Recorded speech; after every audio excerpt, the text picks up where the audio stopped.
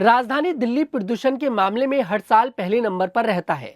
हालांकि उत्तर भारत के कई राज्यों में अक्टूबर से दिसंबर के बीच प्रदूषण इतना ज्यादा हो जाता है कि लोगों का बाहर निकलना और खुली हवा में सांस लेना भी मुश्किल हो जाता है। अब सोमवार को केंद्रीय मंत्री नितिन गडकरी ने एक बयान दिया कि दिल्ली में 3 दिन रहने से संक्रमण हो जाएगा। उनका यह बयान तर्कपूर्ण है, लेकिन उन्होंने यह एक अध्ययन का दावा करते हुए बोला है। भले ही यह एक रिसर्च का दावा हो, लेकिन दिल्ली वासियों के लिए एक चिंताजनक बात है।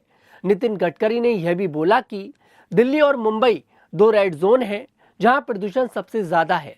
इसमें जल और वायु दोनों शामिल हैं और दोनों की सुधार के लिए कई महत्वपूर्ण कदमों को अपनाने की जरूरत है। केंद्रीय सड़क परिवहन एवं राजमार्ग मंत्री नितिन गडकरी ने दिल्ली के प्रदूषण के प्रति चिंता जताते हुए कहा कि शहर में प्रदूषण का स्तर इतना गहरा है कि 3 दिन रहने से भी संक्रमण हो सकता है। उन्होंने रिसर्च का हवाला देते हुए यह भी कहा कि यहाँ रहने वाले लोगों की जिंदगी 10 साल घट रही है। इसके अलावा वह बताते हैं कि हमें बुनियादी ढांचों के साथ साथ पर्यावरण के प्रति भी सही समाधानों की खोज करनी होगी। बीते 10 सालों में दिल्ली की हवा इतनी ज्यादा जहरीली थी कि लोगों को पूरे 167 दिनों तक खराब हवा के संपर्क में रहना पड़ा। रिपोर्ट्स के मुताबिक 16 दिसंबर से खराब हवा की श्रेणी में तेजी से गिरावट हुई और फिर लगातार एयर क्वालिटी का स्तर घटता रहा। उस वक्त सीपीसीबी ने एक रिपोर्ट जारी की थी जो इस बात का दावा करती है कि साल 2019 के बाद 2024 में दिल्ली का स्तर बहुत ज्यादा खराब श्रेणी में आया है। विश्व स्वास्थ्य संगठन ने हाल ही में एक जर्नल पेज प्रकाशित किया है, जिसमें उन्होंने एक डेटाबेस कलेक्ट किया दुनिया के सभी देशों के वायु मानकों के प्रभावों का।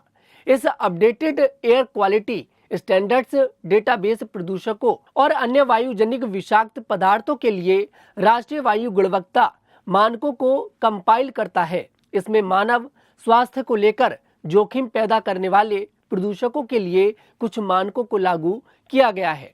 WHO के इस डेटा के मुताबिक जो पार्टिकुलेट मैटर PM10 और PM2.5, नाइट्रोजन डाइऑक्साइड यानी कि NO2, सल्फर डाइऑक्साइड यानी कि SO2, ओजोन O3 और कार्बन मोनोऑक्साइड के लिए शॉर्ट टर्म और लॉन्ग टर्म दोनों स्टैंडर्ड के लिए वैल्यू प्रदान करता है। ये वैल्यू औसत समय पर आधारित है जो WHO के वैश्विक वायु गुणवत्ता दिशा निर्देशों के अनुरूप है।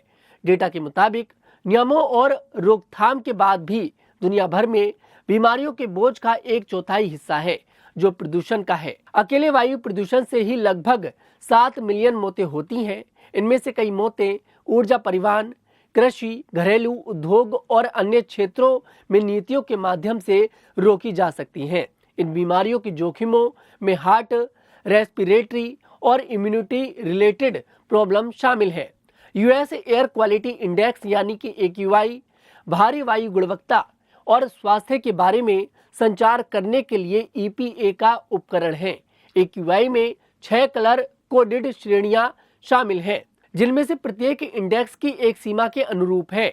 AQI मान जितना अधिक होगा, वायु प्रदूषण का स्तर उतना ही अधिक होगा और स्वास्थ्य संबंधी चिंता उतनी ही अधिक बढ़ेगी। उदाहरण के लिए 50 या उससे कम का AQI मान अच्छी वायु गुणवत्ता को दर्शाता है, जबकि 300 से अधिक का AQI मान खतरनाक वायु गुणवत्ता को दर्शाता है। वहीं दिल्ली में आज के AQI मान की बात करी जाए तो दिल्ली का AQI आज 109 है। आपको बता दें कि जब से दिल्ली के अंदर बीजेपी की सरकार बनी है, तब से लगातार ये भी दावा किया जा रहा है कि प्रदूषण पर कंट्रोल किया जाएगा और सरकार की तरफ से कुछ ठोस कदम भी उठाए जा रहे हैं।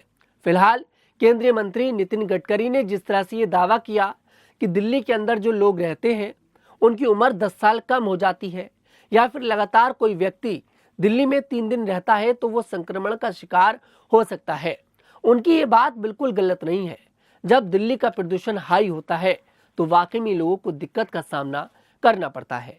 फिलहाल इस खबर पर आपकी क्या राय है, कमेंट सेक्शन में जरूर बताइएगा।